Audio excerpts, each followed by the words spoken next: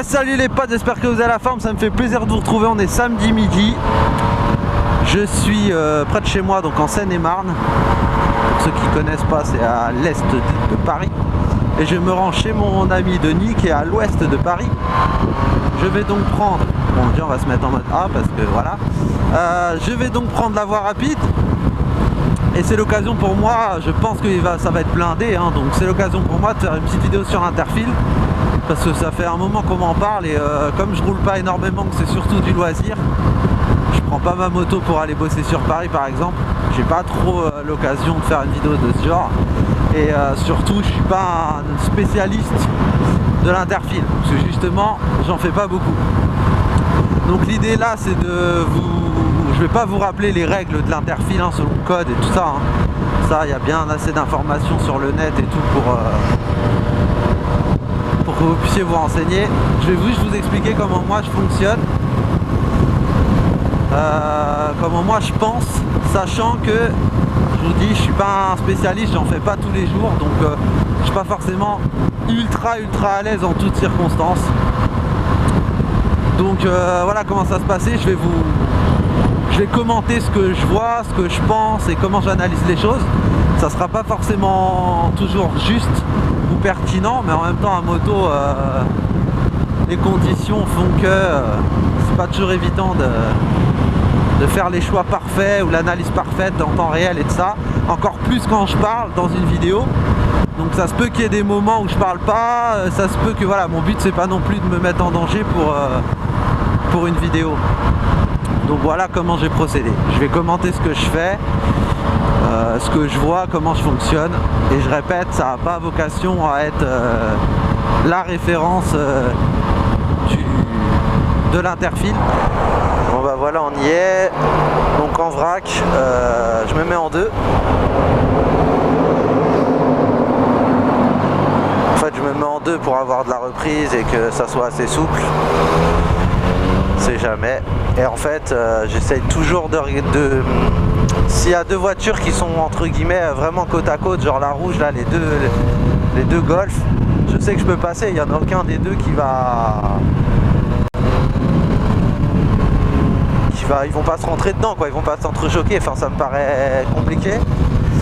Par contre c'est dès qu'il y a un vide à droite ou à gauche, genre là, à tout moment, la Punto bleue, l'autre là, elles peuvent aller derrière la Clio ou devant la Clio quoi. Donc c'est là où il faut faire attention. Après en termes de position, alors je parle en vrac hein, parce que je suis concentré en même temps, donc désolé c'est un peu décousu. J'ai le pied droit au-dessus du frein arrière pour pouvoir être réactif et puis avoir un freinage efficace si jamais je dois à tout prix freiner, parce qu'on parle d'évitement, mais l'évitement c'est pas systématique quoi. C'est une option. J'essaye d'avoir aussi régulièrement les doigts au-dessus du frein avant, on sait jamais s'il y a un truc. Petit coup d'œil furtif dans le rétro droit de temps en temps pour voir si je suis pas suivi par un scoot ou des motos qui me suivent et qui voudraient aller plus vite, ils sont plus l'habitude que moi. Petit coup d'œil au GPS aussi pour pouvoir me rappeler quand est-ce que je sors, parce que chez l'Interfile on est tellement concentré et on fait tellement gaffe parce qu'il nous arrive rien que on risque d'oublier notre itinéraire quoi. On est tellement pris dans le truc que voilà, mais il faut sortir, enfin, je vous dis ça parce que ça m'est déjà arrivé. Alors j'ai pas fini à Rome hein, je vous rassure, mais ça peut arriver quoi, de zapper un peu le truc, d'être tellement focus sur ce qui est autour de nous et le fait de pas avoir d'accident, de zapper. Donc là je sors, je sais grosso modo dans 2 km. Petit coup d'œil rétro.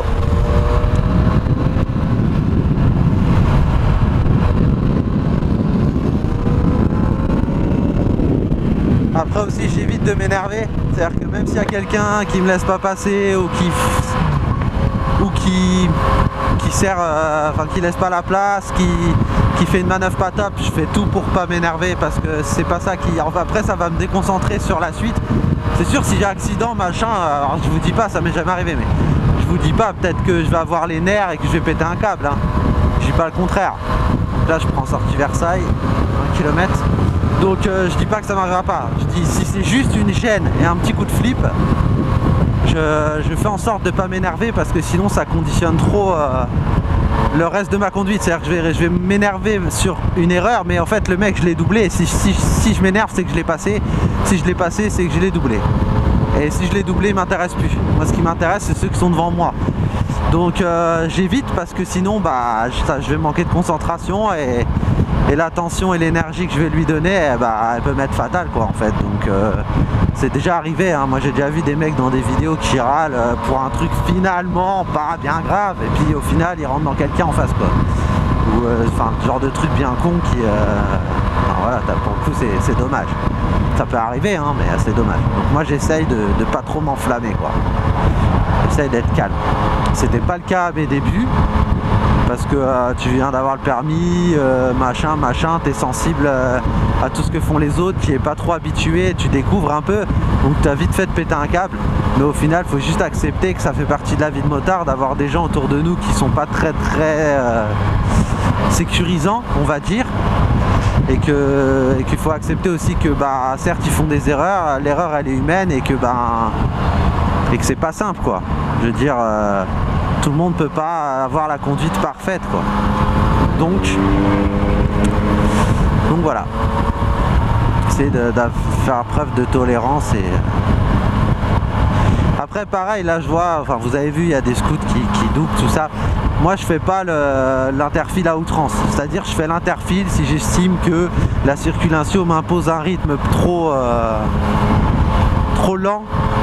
Je vais pas systématiquement doubler tout le monde sous prétexte que c'est 110 quoi. Enfin, tranquille, zen quoi. Donc perso je regarde pas mon compteur, j'estime que je me cale sur la vitesse des autres et à partir du moment où je m'estime trop rapide par rapport aux autres, je me dis que ça leur laisse encore moins de temps de me voir arriver déjà, donc c'est pas une sécurité pour moi et en plus moi ça me donne encore moins de temps pour réagir, donc j'essaye de trouver un rythme qui me semble cohérent en fait et qui m'apporte et de la sécurité pour moi et pour les autres parce que ben souvent on reproche aux gens de se décaler sur la gauche ou la droite, de changer de voie. On râle, mais dans les faits rien ne leur en interdit la plupart du temps et nous on arrive comme des balles et bah, on les aide pas non plus quoi. Si tu arrives à fond, la probabilité, sachant que la personne soit elle n'a pas regardé, soit elle regarde mais furtivement, elle va pas s'attarder 5 secondes dans son rétro parce qu'elle aussi il faut qu'elle fasse attention à ce qui se passe devant elle.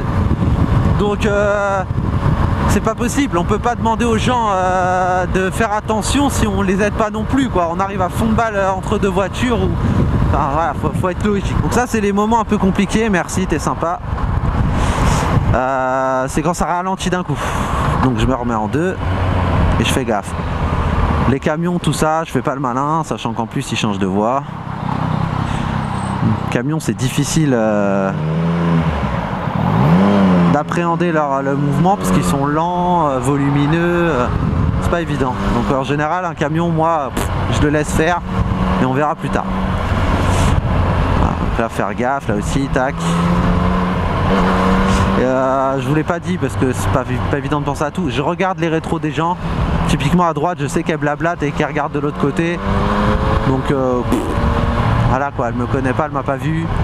Là ça passe, là je fais attention. En général quand j'ai la place et que je vois qu'à droite il n'y a personne qui est susceptible de s'insérer, donc d'arriver, là c'est dangereux. Voilà, là par exemple c'est con hein. Le mec il a voulu s'insérer devant moi, il a eu un doute, il a enlevé son clignot, il s'est remis, il savait pas quoi faire, est-ce que j'y vais, est-ce que je vais pas.